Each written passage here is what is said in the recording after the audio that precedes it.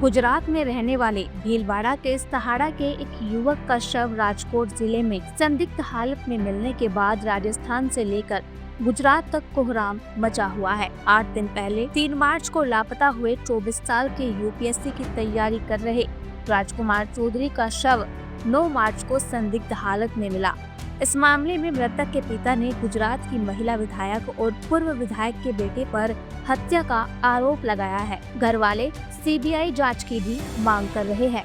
वहीं अब ये मामला लगातार तूल पकड़ता जा रहा है, जिसके बाद हर कोई बस यही जानना चाहता है कि आखिरकार इस मौत के पीछे का सही कारण क्या है।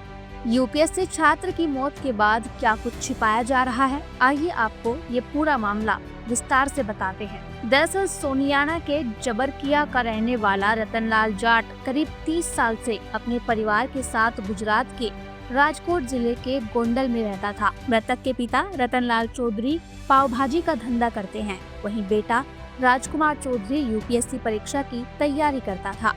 पिता का आरोप है कि बीते 2 मार्च को गोंडल के पूर्व विधायक जयदेव भाई जडेजा और वर्तमान विधायक गीताबा जडेजा के बंगले पर उसके बेटे के साथ मारपीट हुई और इसके बाद वो लापता था। वहीं हाल ही में 9 मार्च को गोंडल से करीब 60 किलोमीटर दूर एक सड़क हादसे में एक शव मिला, जिसकी पहचान राजकुमार के रूप में की गई। घटनाक्रम रहा आपके साथ में? पाव भाजी का धंधा करता हूँ ना, वहाँ पे तो पाव भाजी का धंधा मतलब बंद करके और बच्चा और हम दोनों मंदिर पे होकर घर जा रहे थे। रास्ते में मतलब उनके मकान के सामने गुजरे तो वो बम पड़ा था, तो वहाँ से मैं उतर गया नीचे। मैंने कहा वापस मैं चला था और बैठ जाता। वैसे आगे पीछे हो रहे थे, इतने में बच्चे को बुलाया जाता है अंदर। फिर मैंने सोचा क्या हुआ, तो अंदर जाके देखता हूँ तो 15 आदमी लगभग घेरे हुए हैं उसको। और मैं फिर मंदिर जाके बैठा कि यार इतनी देर में क्या कर दिया बच्चे ने।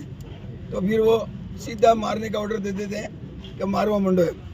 नैवी रीते इस तरह से मारा कि बस मेरे को तो मतलब ऐसा लगा बच्चे को मार ही देंगे। मैं बड़ी मुश्किल से उनसे कहा कि भाई मेरे बच्चे ने क्या बिगाड़ा यार, इसकी वजह मेरे को मार लो।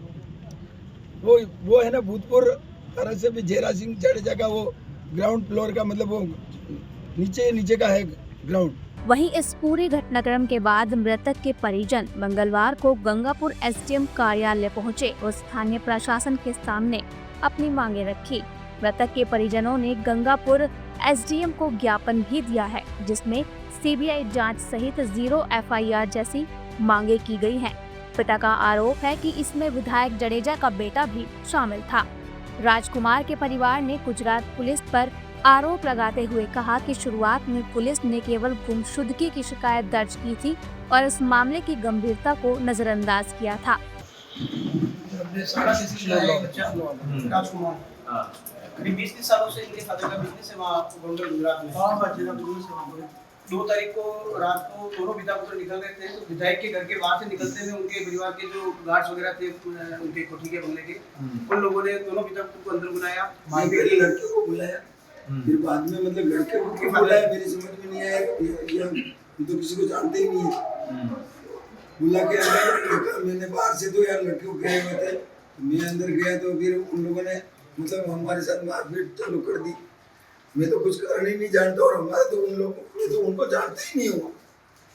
कारण क्या है कुछ भी नहीं पता, क्यों मारपीट की, क्यों बुलाया। मतलब धंधा बंद करके घर जा रहे थे मंदिर पे जाने के लिए। सर्वेलेंस हिस्ट्री इनके साथ अभी 2017 में एक मर्डर के केस में उनको आजीवन कारावास हुआ, जो कुछ महीनों पहले ये पेरोल वगैरह पे पेलआउट होके आए थे बाहर। नहीं अभी भी करंट में भी उनकी वाइफ एमएलए है। इस घटना के बाद में वो बच्चा जो घर से निकला, तो फर्स्टली तो इनकी मिसिंग रिपोर्ट नहीं ली गई। मिसिंग रिपोर्ट ली गई तो रिपोर्ट के अगले ही दिन मतलब 3 को बच्चे का मिसप्लेस होने का इनको पता चला, इन्होंने रिपोर्ट देने गए। 4 को एक डेड बॉडी मिलती है। सामान्य बात है कि जब कभी कोई मिसिंग रिपोर्ट होती है, जब कभी कोई डेड बॉडी मिलती है, तो सबसे पहले पुलिस उनको मैच आउट करती है, उनके परिजनों को बुलाती है, भाई आप ये देख लो, आपके परिवार का तो नहीं है, आपकी रिपोर्ट से संबंधित तो नहीं है। ऐसा कोई कार्यक्रम नहीं हुआ।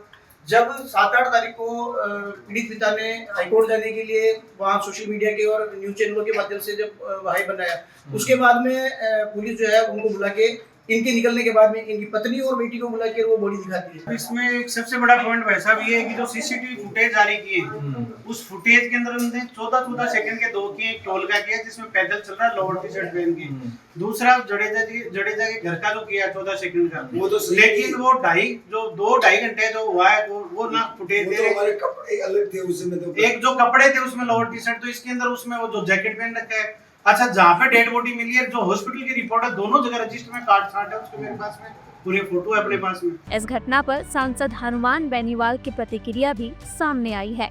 बेनीवाल ने राजस्थान फर्स्ट से बात करते हुए इस घटना पर दुख जताया है। उन्होंने कहा कि वे देश की संसद में इस मामले को उठाएंगे। बेनीवाल ने इस मामले को लेकर सीबीआई जांच की पैरवी भी की है। हमारे भीलवाड़ा के जाट समाज का एक परिवार वहाँ रहता है। वो पिता पुत्र, जो उनका बेटा यूपीएससी की तैयारी करा वहाँ पे, और पिता पुत्र जा रहे थे, तो वहाँ के कोई बाहुबली पूर्व विधायक जयराज जडेजा है, जो अभी किसी आपराधिक मामले से जेल से इनका परिवार छूटा है, और उनके घर के सामने कोई उनकी बाइक खराब हो गई या क्या हो गया, तो इस बच्चे को उठा के सिक्योरिटी गार्ड अंदर ले गए घर के, विधायक के घर के, और फिर सिक्योरिटी गार्ड के साथ उनके बेटे ने और विधायक ने उनके साथ मारपीट करी, फिर बच्चे को बाहर पटक दिया। उसके बाद इसके पिताजी बच्चे को उस कमरे पे ले गए जहाँ पढ़ाई कर रहा था, और उसके बाद से उसी दिन सुबह से बच्चा लापता था। ये 4-5 दिन पहले ही घटना है, और कल उसकी डेड बॉडी मिलती है। और जितने भी सीसीटीवी फुटेज बता रहे वहाँ के, वो कह रहे हैं कि लोकल पुलिस ने गायब करने का प्रयास किया। मैं इस मामले के अंदर सीबीआई जांच की डिमांड मैंने करी है, क्योंकि गुजरात पुलिस के अंदर इस बाहुबली का बहुत बड़ा रुतबा है। और मैंने अभी गृह मंत्री जी से टाइम भी मांगा, होम मिनिस्टर से हम मिलें, प्रयास करें हम HM या PM तक इस बात को पहुँचाएं। और लोकसभा के अंदर मैंने इस मामले को उठाने का प्रयास किया, लेकिन बीच में DMK और दूसरे दलों ने जो बेल में नारेबाजी की, उसकी वजह से 0 ओवर के कुछ मामले बच गए। लेकिन मैं प्रयास अभी और करूँगा कि इस मामले में कैसे न कैसे इस परिवार को न्याय मिले। अब देखना ये होगा कि क्या परिवार को न्याय मिलता है और इस घटना की निष्पक्ष जांच होती है या नहीं।